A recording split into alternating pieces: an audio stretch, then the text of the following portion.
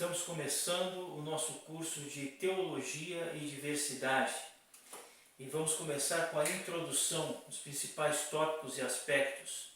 Teologia, educação, diversidade e sociedade nos nossos tempos contemporâneos. A introdução é a seguinte: desde séculos as pessoas consideradas diferentes por uma conceituação equivocada de ser normal sofrem preconceitos em todas as sociedades. Com o passar do tempo, não só o próprio ser humano tomou conscientização que caminhou para a aceitação de todos e erradicação desses preconceitos, mas legislação passou a garantir que todos fossem tratados de igual maneira, ou seja, todos tratados conforme Jesus dizia na própria Bíblia, em alguns textos, por exemplo, que todos deveriam ser tratados de igual maneira. Então, nosso Senhor Jesus Cristo fez isso, Ele nos colocou em igual patamar. É isso que o texto quer dizer, ou seja, todos nós somos iguais perante a Deus e deveríamos ser iguais também perante a lei. O estudo da diversidade não diz respeito somente a uma ciência e uma forma teológica, mas também a um papel para a efetivação da igualdade, colocar a igualdade em prática. A partir dessa concepção, o objetivo deste trabalho é refletir sobre qual o papel da mesma no trato com a diversidade, sendo considerada a princípio que teologia é o estudo sistemático a respeito de Deus, ou seja, o estudo de Deus. Por entender Deus enquanto visão científica e sistemática, por si só, o conteúdo do estudo pretende entender sobre diversidade relacionando-a à ciência citada. Para caminhar em prol deste objetivo geral, os objetivos específicos são entender o que vem a ser teologia, a função dos teólogos na sociedade, compreender sobre o tema diversidade e relacionar o papel da teologia enquanto fomentadora a respeito à diversidade, ou seja, o papel da teologia com relação à diversidade, como nós estamos inseridos neste contexto em geral. A metodologia para atingir os objetivos é a partir de estudo bibliográfico, com análise descritiva e qualitativa dos dados obtidos através de estudos científicos, artigos disponibilizados em ambientes virtuais. São coletas de dados que fizemos com o tempo. Esse tempo foi desde 2011 até 2021. O trabalho está dividido em três principais partes. A primeira parte, que trata do entendimento do que vem a ser teologia e função dos teólogos, ou seja, o trabalho específico dos teólogos dentro da sociedade. A segunda parte, que trata da diversidade, essa diversidade em relação à sociedade. E a terceira, sobre a relação entre elas, como elas se relacionam entre si, essa teia. A discussão que será realizada tem por objetivo compreender a relação da teologia frente à diversidade e seu papel enquanto promotora ao respeito das diversidades, independente dos espaços onde pode vir a atuarem os teólogos, ou seja, os teólogos podem atuar em diversas frentes de trabalho, desde a igreja, com a capelania, também nas escolas, a capelania escolar, também podem atuar frente ao exército, com a capelania dentro do exército, podem atuar na marinha, na aeronáutica, ou seja, em diversas frentes de trabalho. Dentro também de ONGs, é muito importante a atuação do teólogo nas ONGs frente ao trabalho social. Conceitos iniciais sobre teologia. Nós vamos dar uma pincelada nesse primeiro vídeo de introdução. Ao se tratar da teologia diante ao papel frente à diversidade, é preciso reconhecer qual o seu significado. Teologia vem das palavras gregas theos, Deus, e logos, ciência ou palavra, ou seja, é uma palavra ou pensamento a respeito de Deus. Qualquer coisa que pergunta, será que Deus existe? Nós podemos responder que sim, de algum modo. Prática a teologia no sentido de uma reflexão dialógica. Assim, teologia é a ciência que estuda a respeito de Deus e suas coisas. Não é um laboratório, mas a partir de uma reflexão, principalmente a partir da Bíblia, e também um conhecimento empírico, ou seja, uma reflexão prática do nosso dia a dia, o qual realmente Deus existe, e nós podemos ver isso através do ar, através do mar, através do frio e do calor. Ou seja, quando nós sentimos frio, nós não vemos o frio, mas sentimos frio. Ou seja, nós deduzimos a partir daí que Deus criou todas essas coisas. Ou seja, Deus existe. O calor nós não vemos, não podemos pegar, não podemos apalpar o calor, mas nós podemos sentir o calor, né? Como dizemos, que dia quente, ou seja, nós não podemos ver o calor, mas nós sentimos o calor. E o calor até inclusive, dependendo da temperatura, ele nos abate com muito frio ou com muito calor, dependendo da temperatura. Segundo Heidegger, teologia é o estudo organizado e sistemático acerca do Supremo Ser e do seu relacionamento com a humanidade. Existem diversos tipos de teologia, como nós falamos lá atrás. Tem a sistemática, a pastoral, a moral e a bíblica. Isso engloba tudo em um contexto.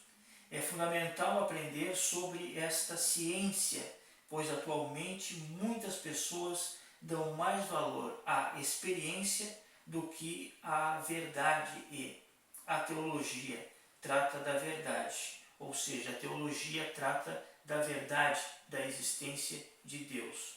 O centro da teologia é Deus, não abrindo espaços para achismos, para o senso comum. Por isso é fundamental entender que a ciência trata de como Deus se revela aos indivíduos. Segundo o mesmo pensador, a teologia tem princípios. Deus existe, Deus se revela, ou seja, Deus fala conosco no dia a dia. Por que nós sabemos que Deus fala conosco no dia a dia? Porque Ele é um Deus vivo, Ele é um Deus existente, Ele é um Deus que se move, Ele é um Deus que fala. Ou seja, Ele é um Deus que existe. Deus se revela com a humanidade principalmente por meio da Bíblia, chamada a revelação específica de Deus, ou seja, o manual do ser humano, resumidamente. Alguns autores preferem não usar o termo estudar teologia, mas fazer teologia, pois estudar seria como colocar a ciência de uma maneira fixa. No entanto, a teologia está sempre em movimento, constante evolução, apresentando mudanças. Assim, a mesma apresenta o conteúdo da fé cristã, a verdade cristã, ou seja, as suas doutrinas. Pausa? Zilis. Espera aí, não tá? Vai. Zilis divide a função de um teólogo em 5 principais. A primeira a ser destacada é ser um capelão, né? Ou seja, trabalhar perante essas frentes de trabalho, ou seja, a capelania escolar, ou seja, frente às forças armadas, que nós vamos ver um pouco mais adiante. Trabalhar dentro de uma capelania militar, da aeronáutica, da marinha, exercendo algum trabalho pastoral, por exemplo, oferecendo orientações. Outro lugar, foco de trabalho, é a área de ensino, podendo trabalhar com cursos extensivos, dar aula de oratória e outras dentro do ramo de ensino. Um terceiro local que pode ser citado é o trabalho em áreas sociais, em ONGs, por exemplo, trabalhando diretamente com questões da sociedade. Quarto local que pode ser citado é onde poderá atuar como pastor, ou seja, o leque com relação à capelania é muito grande e existe muito trabalho que pode ser feito.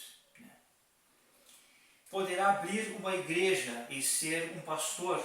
O quinto local, tomado como exemplo de atuação de um teólogo, é no meio de pesquisa, ou seja, trabalhos ativos e pesquisas científicas em diversas frentes de trabalho.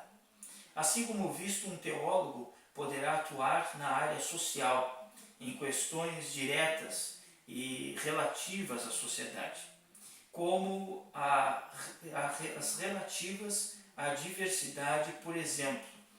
Desta forma, expande-se um tema muito relevante neste contexto: a teologia como promoção de inclusão e atuante diretamente em questões de diversidade. Ou seja, esse trabalho ele pode ser colocado não só dentro da sala de aula, mas também ele pode ser colocado fora da sala de aula e colocado em prática nessas frentes de trabalho através de professores, né, que podem transformar esse trabalho teológico, esse trabalho, né, da sala de aula em trabalho real, né, e pode também trabalhar com relação a muitas coisas, ou seja, pode trabalhar em marcenaria, em carpintaria, pode trabalhar também com um grupo de mulheres, com projetos com as mulheres, ou seja, trabalhar em tapeçaria, né, trabalhar com crianças. O trabalho é muito grande e muito variado. Também mais adiante nós podemos ver que, assim como visto em um teólogo poderá atuar em áreas sociais, em questões diretas e relativas à sociedade, como as relativas à diversidade, por exemplo. Desta forma, expande-se um tema muito relevante, aonde nós vamos entrar agora neste contexto. A teologia como promotora de inclusão e atuação diretamente em questões de diversidade, ou seja, o evangelismo, né?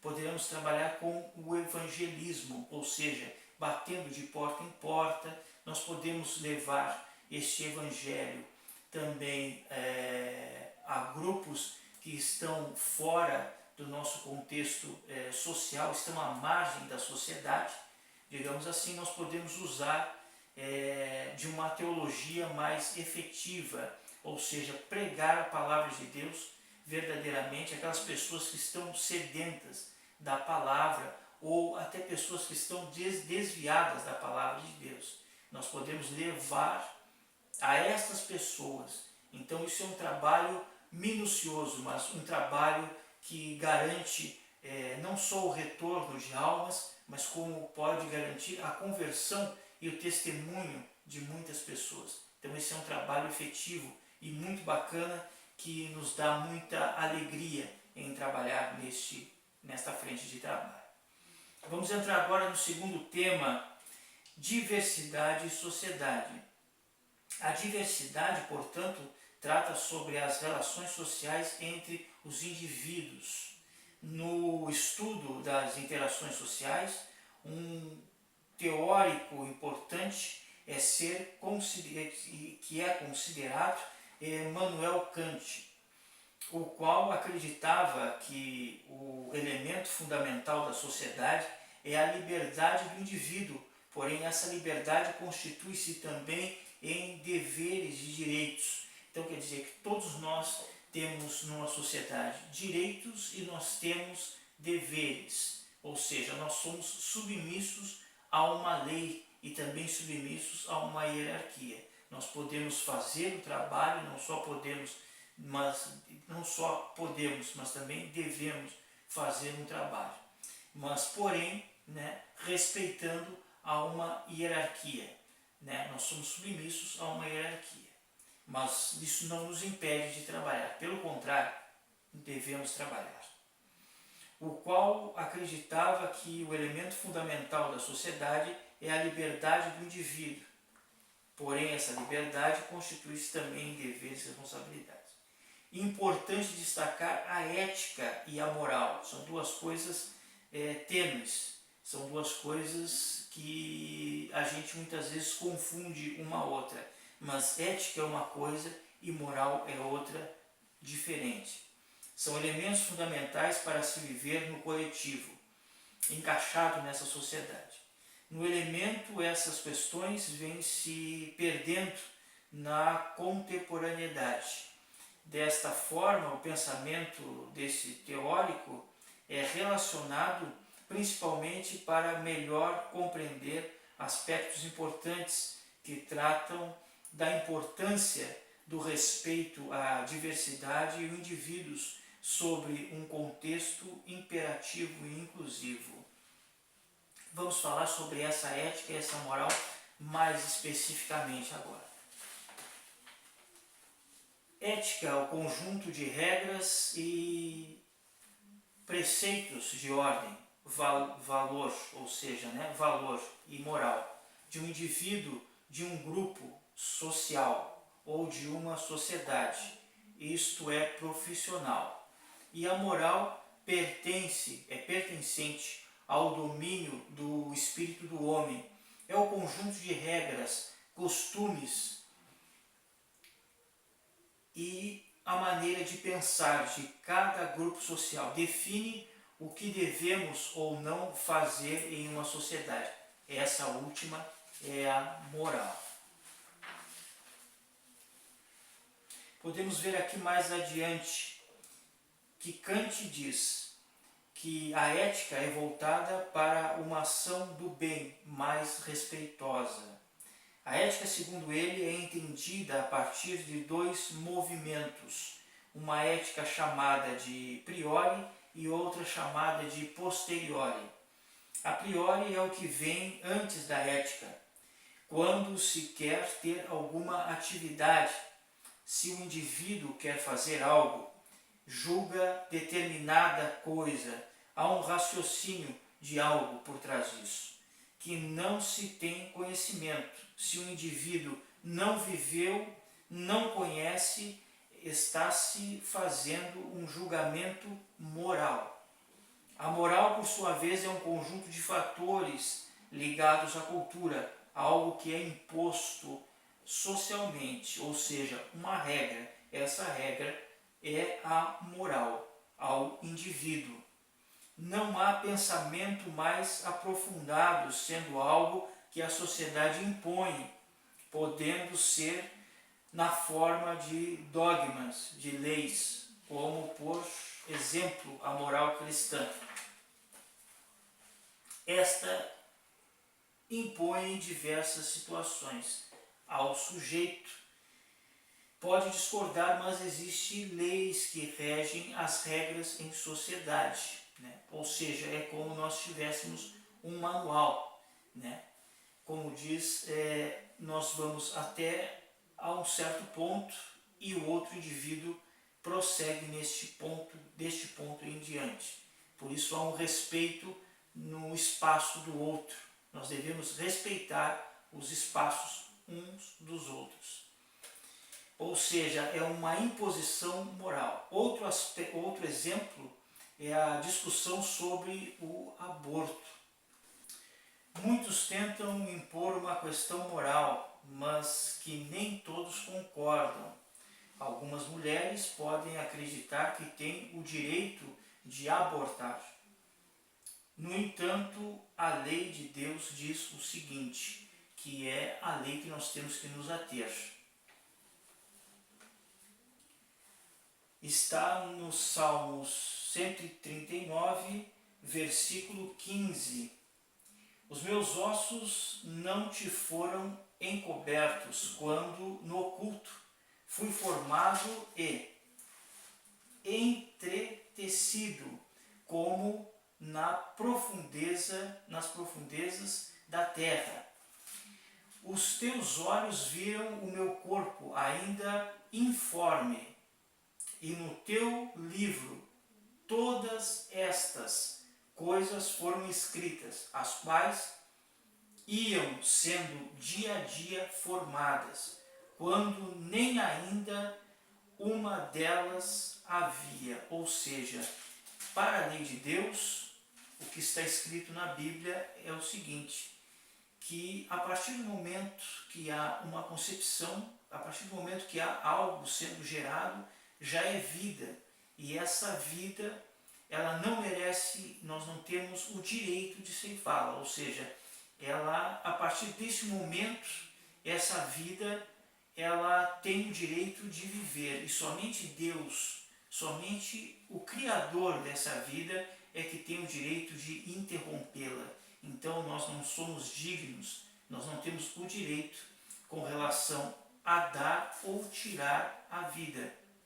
Até porque quem dá é Deus e quem tira é Ele mesmo, né? Então essa parte com relação ao aborto está esclarecida. Por outro lado, a ética a posteriori tem relação mais com ética do que com a moral. Se dá a partir da razão, da experiência da razão. O indivíduo experimenta, vive determinada situação e faz o julgamento baseado no que já viveu, de acordo com Kant. Um exemplo que pode ser citado é a história de uma menina que tinha por volta de 11 anos, que foi estuprada. Ao analisarem a situação, a ciência, a medicina, chegou à conclusão que se ela tivesse o filho aos 11 anos, possivelmente morreria durante a gestação ou durante o parto. Dentro da legislação brasileira, a menina conseguiu a autorização para o aborto, ou seja, há uma controvérsia entre a lei humana e a lei de Deus. Por isso que nós temos tantas desgraças e tantas tragédias ao redor do mundo. Se nós fôssemos pela lei de Deus, as coisas seriam totalmente diferentes, como há em alguns países, que nós sabemos que a lei de Deus prevalece mais que a lei do homem, ou seja, esses países são mais bem-aventurados. Assim, por meios legais, foi feito o aborto e sobreviveu. No entanto, após o fato, a Igreja Católica excomungou o médico que fez o aborto. Ao ser indagado sobre a excomungação, o médico destacou que teve a ação que havia de ter dentro da legislação e das normas, salvando a vida da menina. Para o médico não importava o que os dogmas cristãos decidiriam, pois ele atuou de maneira ética. Então agora nós vamos ler na palavra de Deus a palavra de Jó, capítulo 10, os versículos do 10 ao 12. O que diz a palavra do Senhor com relação ao aborto? Porventura não me vazaste como leite e como queijo, e não me colhaste? De pele e carne me vestisse, e de ossos e nervos me entretecestes. Vida e beneficência me concedeste, e o teu cuidado guardou o meu espírito. Mas estas coisas as ocultastes no teu coração, bem sei eu que isto esteve contigo. Ou seja, nessa palavra a gente vê bem claro, segundo os preceitos de Deus, o que Deus nos diz sobre o aborto. Ele não fala especificamente mas ele já nos dá uma diretriz, nos dá detalhes de como Deus pensa a respeito disso. E mais, é Deus quem dá vida a cada pessoa que é formada no ventre da mãe. Por isso, cada vida é preciosa e deve ser protegida. O aborto é muito triste e pode causar muito sofrimento, especialmente à mãe. O aborto é uma questão de responsabilidade da mãe, do pai e de toda a comunidade. Muita gravidez indesejada poderia ser evitada tomando as devidas precauções. Ou seja, existe hoje em dia muitos métodos conceptivos que na época não existia. Existe hoje injeções, existe comprimidos via oral, existe outros métodos contraceptivos que podem prevenir a gravidez. Mas o aborto, segundo a palavra de Deus, é indesejável. Poderia ser evitado tomando as devidas precauções e muitos abortos não aconteceriam se houvesse uma rede de apoio à mãe e à criança.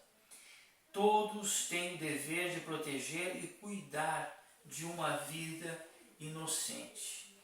Isso ocorre também uma responsabilidade do poder público.